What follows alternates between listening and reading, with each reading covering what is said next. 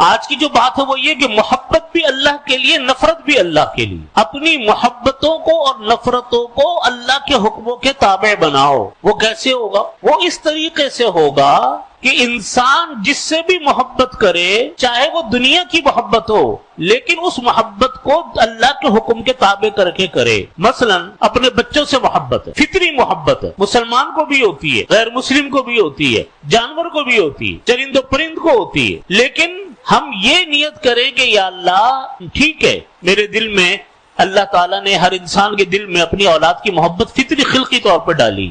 لیکن جب انسان یہ نیت کرے کہ یا اللہ میرے آقا علیہ الصلوۃ والسلام بھی بچوں سے محبت فرماتے تھے، میں اس لیے بچوں سے محبت کرتا ہوں. بیوی سے محبت ایک اس لیے محبت ہے کہ میرے نبی علیہ الصلوۃ والسلام اپنی ازواج مطہرات سے بے تحاشا محبت فرماتے، ان کی دل جوئی کا اہتمام فرماتے. اور ایک اس لیے محبت ہے کہ انسان کہے کہ جی میری اپنی ذاتی خواہشات پوری ہوتی. جب انسان ان دونوں باتوں کو سامنے رکھ کر یہ نیت کرتا ہے کہ یا اللہ میں اس لیے محبت کرتا ہوں کہ میرے آقا صلی اللہ علیہ وسلم بیویوں سے محبت فرماتے تھے، تو یہ محبت اب اللہ کے حکم کی وجہ سے ہوئی. تبھی محبت بھی یہ اللہ کے حکم کی وجہ سے بھی ہے.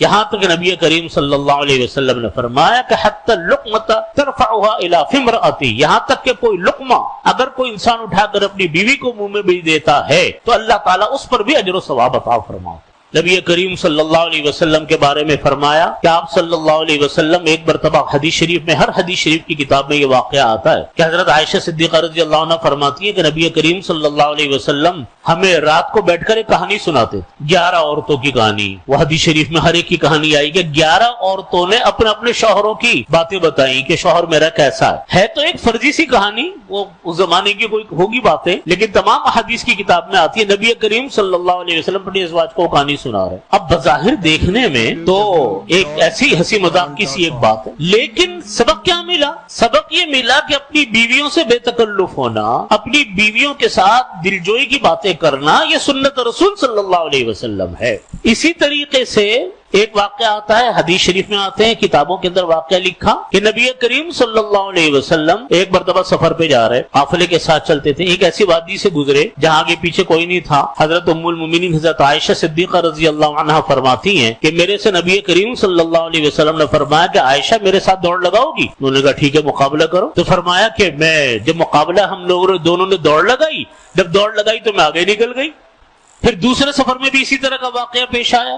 اب یہ کیا ہے؟ یہ کہنے کو تو ایک ہنسی مذاق ہے، کھیل ہے، لیکن امت کو یہ درس دیا گیا کہ اپنی بیویوں کے ساتھ صرف کوئی گھر کے کام کاج کی بات نہیں ہوتی، انسان دل لگی کی اور محبت کی ایسی باتیں بھی کر سکتا ہے جس سے دل جوئی ہوتی. حضرت عائشہ فرماتی ہے کہ مجھے نبی کریم صلی اللہ علیہ وسلم فرماتے تھے کہ عائشہ چلو، وہ مدینہ طیبہ میں نیزے بازی کے حبشی لوگ مقابلے کرتے ہیں، چلو تمہیں دکھا کر لاتا ہوں. اب حضرت عائشہ چلی گئی نبی کریم صلی اللہ علیہ وسلم کے ساتھ اور پیچھے کھڑے ہو کر وہ نیزے بازی کے مقابلے دیکھتی رہی.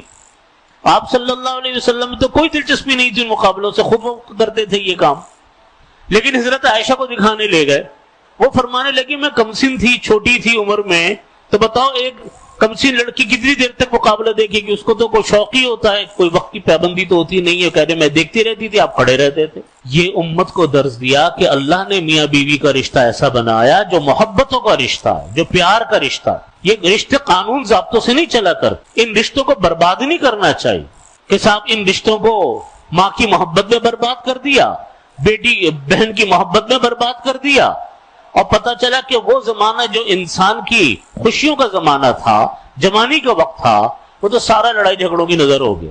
آپ صلی اللہ علیہ وسلم کی ان باتوں سے ہمیں یہ بات پتہ چلتی ہے کہ در حقیقت اللہ رب العزت نے ہر ایک کی محبت کا انداز الگ رکھا ہے. بچوں سے محبت، بیوی سے محبت، بھائی سے محبت، باپ سے محبت، عزیزوں سے محبت، رشتہ داروں سے محبت، عام انسانوں کا خیال، عام انسانوں سے محبت. انسان جانوروں کا خیال اس لیے کرو کہ اللہ کی مخلوق ہے، انسانوں کا خیال اس لیے کرو کہ یہ اللہ کے بندے ہیں، بے شک غیر مسلم کیوں نہ ہو ان کو پوچھو، ان کا خیال کرو.